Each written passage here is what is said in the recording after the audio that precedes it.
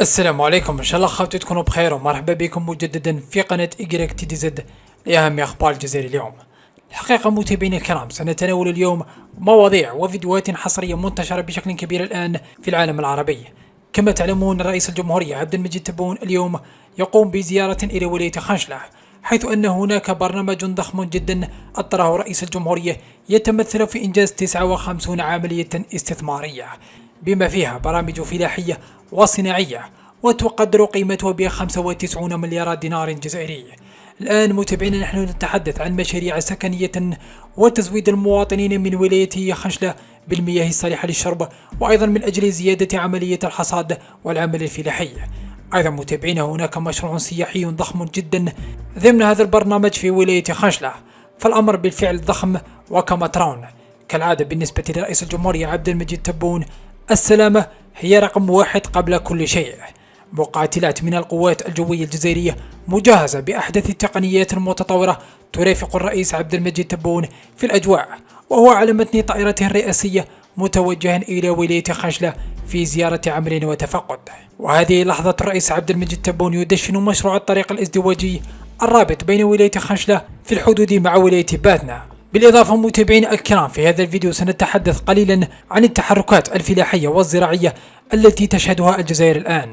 وكما تعلمون، الجزائر الآن تشهد ازدهارا كبيرا غير مسبوق في تاريخ الزراعة الجزائري، لأنه اليوم متابعينا جبت لكم فيديو لمنتوجات فلاحية جزائرية تصل إلى الدول الأوروبية، والجزائر الآن بدأت في تصدير الفواكه هناك.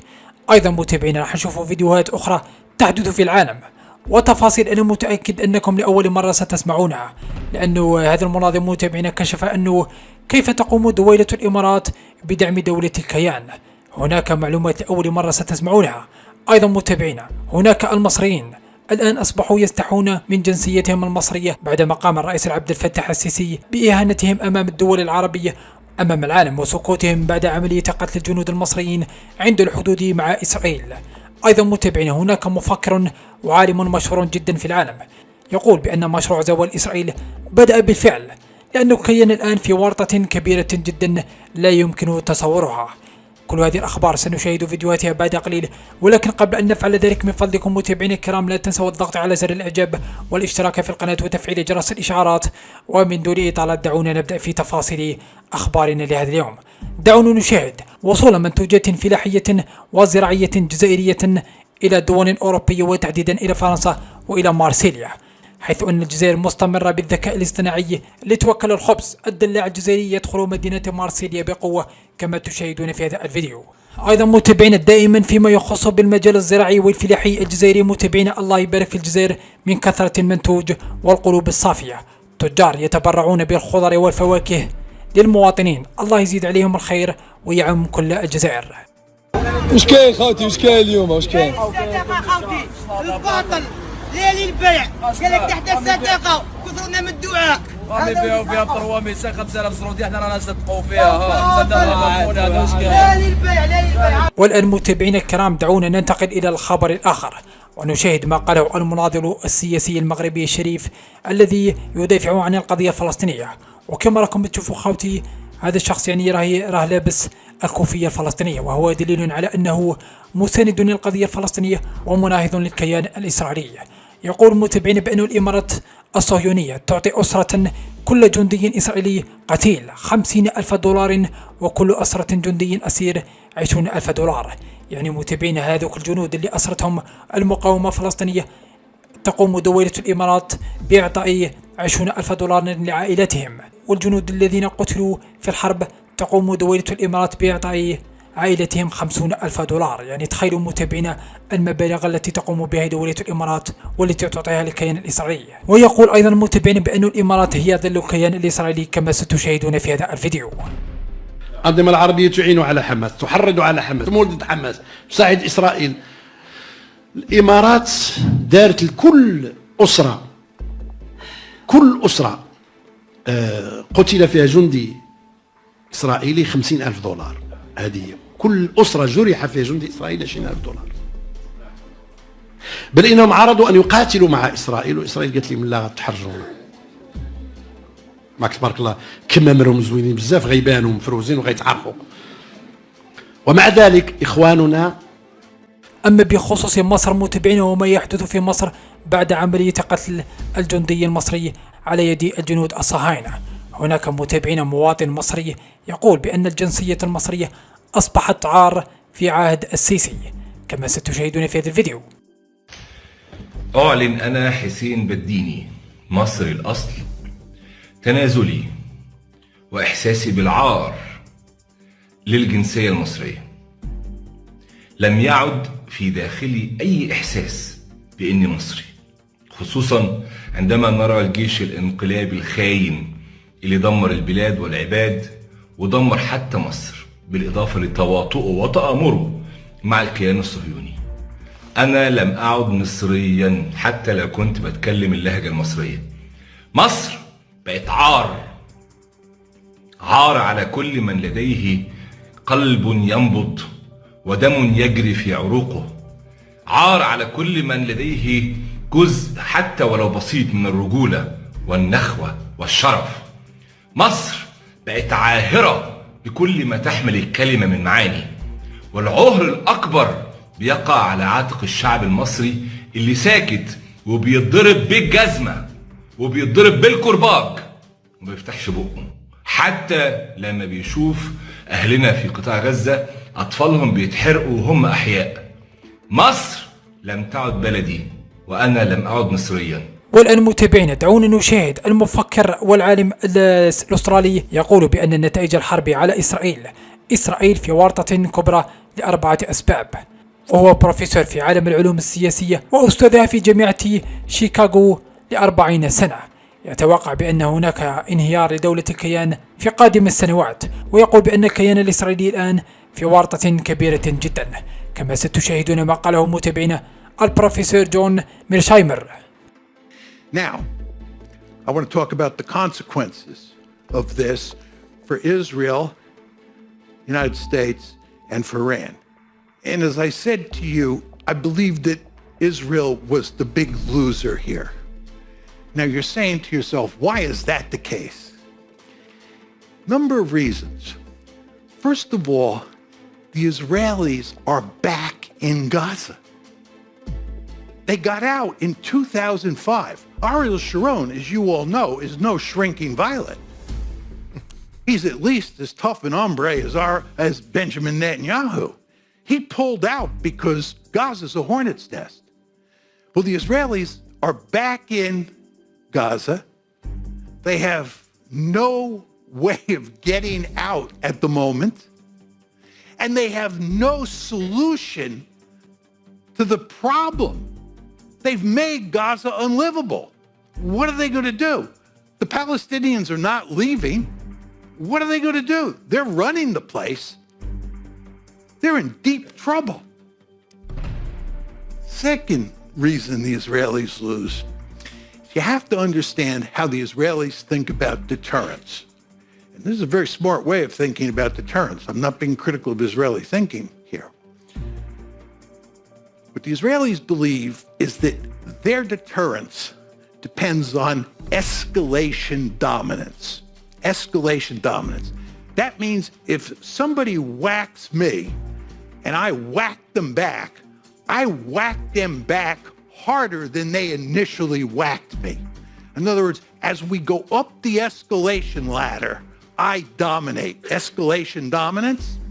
The best example of this is in the summer of 2003, Hezbollah killed a few Israelis. This is up on the northern border. Hezbollah killed a few Israelis and kidnapped an Israeli. Okay? The Israelis massively retaliated. And Nasrallah, who is the head of Hezbollah, said, I think 2 months later, Nasrallah said, if I had known what the Israelis were going to do in terms of retaliating, I would have never allowed the attack on July 12th, 2006. That's escalation dominance. Do you understand? It's very important. From Israel's point of view, they have to make it clear to all their neighbors that if you whack us, we'll whack you back harder. It's now very clear the Israelis no longer have escalation dominance vis-a-vis Iran or vis-a-vis Hezbollah. They cannot shut down the conflict with Hezbollah on their northern border. Really quite remarkable. The Israelis are hitting Hezbollah very hard, and Hezbollah is responding. Hezbollah has 150,000 rockets and missiles, and those numbers will only grow with the passage of time. 150,000, right? So the Israelis are limited in what they can do. And with regard to Iran, I described to you what happened April 1st, April 14th, April 19th. That is not escalation dominance. I'm sorry. That is not escalation dominance. And furthermore, they needed the Americans. You all understand. I'm just sort of diverting from the path I'm on for 1 second. If you look at what's happening in Gaza, the Israelis could never conduct that operation in Gaza without American support. Not even close. And all sorts of Israeli generals say that in the Israeli press. They cannot, by themselves, produce the weaponry to conduct the operations they're now conducting in Gaza. They need us. And what I'm telling you about what happened on April 14th is they needed us. You hear all this talk about Iron Dome and their ability to shoot down missiles. They cannot do it alone. Iron Dome is not that formidable defensive system. And furthermore, given cost exchange ratios, the number of missiles that the Iranians and Hezbollah have, Iron Dome over the long term in a fight is just not very useful. So from a deterrence point of view, the Israelis are in real trouble. So my first point is they're in real trouble because they're stuck in Gaza and they have no solution to the problem. And number two, their deterrence has been badly weakened. Number three is it's very important to understand with the coming of all these missiles and the coming of drones, it's now possible for actors like Hamas, the Houthis, and Hezbollah, and Iran to develop the capability to hit Israel and cause enormous amounts of damage. And lots of people who live in Israel are not very comfortable with this situation, right? The idea that they are exposed to adversaries, and these are formidable adversaries. I don't want to make light of the fact that groups like Hezbollah and groups like Hamas would like to finish Israel off. They would. No, these are really tough hombres. And what's happened here is that with the passage of time, right, missile capabilities and drone capabilities have reached the point where it's quite easy for actors like that to employ those weapons to create a real threat for Israel. Fourth way in which Israel is in trouble is that it has effectively become a pariah state in ways that it never was in the past. If you look at what's happening in the United States and all across the world on university campuses and college campuses, this is just evidence, whether you think what's going on is right or wrong, that Israel's reputation has been badly tarnished. Just if you think about the fact that South Africa took Israel before the International Court of Justice, and the International Court of Justice found not that Israel is committing genocide. They didn't find that. That is yet to be determined.